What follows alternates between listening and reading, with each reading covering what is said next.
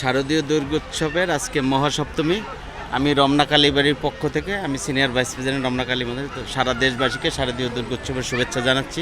সেই সাথে আমি সারা বাংলাদেশের ভক্তবৃন্দকে মায়ের ভক্তবৃন্দকে আহ্বান জানাচ্ছি, নিমন্ত্রণ জানাচ্ছি রমনা কালী মন্দিরে এসে পূজা দেখার জন্য। এবছরের সার্বিক নিরাপত্তা ব্যবস্থা খুবই ভালো। বাংলাদেশ গভর্নমেন্টের পক্ষ থেকে পর্যাপ্ত নিরাপত্তা ব্যবস্থা গ্রহণ করা হয়েছে। পাশাপাশি আমাদের দল বাংলাদেশ জাতীয়তাবাদী দল এবং বিএনপি ছাত্রদল, যুবদল, স্বেচ্ছাসেবক দল থেকে তারুণ্যের অহংকার তারেক রহমানের নেতৃত্বে স্বেচ্ছাসেবক দল এবং আমাদের নিরাপত্তার কাজে নিয়োজিত রয়েছে। সেই সাথে আমরা রমনা মন্দির কমিটিও আমরা পাশাপাশি রয়েছি।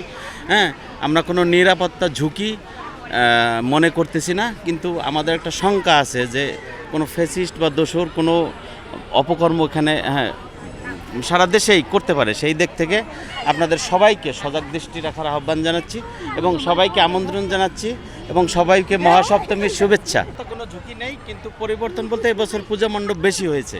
গত বছরের চেয়ে এবছর 32,000 ছিল, এবছর 35,355 সামথিং এরকম আর কি পূজা মণ্ডপ বেড়েছে এবং আনন্দ খুশি আমি ভরপুর। আপনারা দেখছেন আজ সপ্তমী, কিন্তু নবমী দশমীর মতো আপনার লোক সমাগম, ভক্ত সমাগম হয়েছে।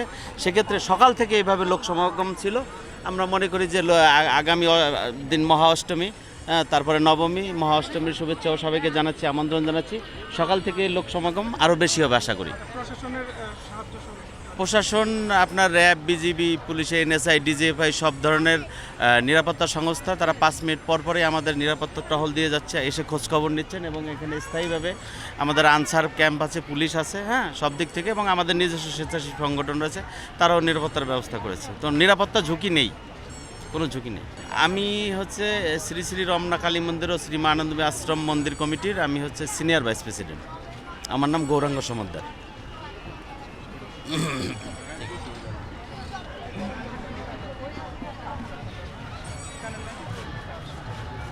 সবাইকে শারদীয় শুভেচ্ছা। আমাদের এখানে এসে অনেক ভালো লাগতেছে। আমরা তো আসি সব সময়, আপনারাও সবাই আসবেন।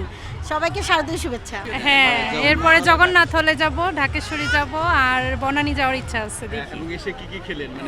কিছু খাইনি এখনো, চা খাইছি, বাদাম খাইছি, এখনো খাওয়ার বাকি আছে, অনেক কিছু খাবো। Thank you.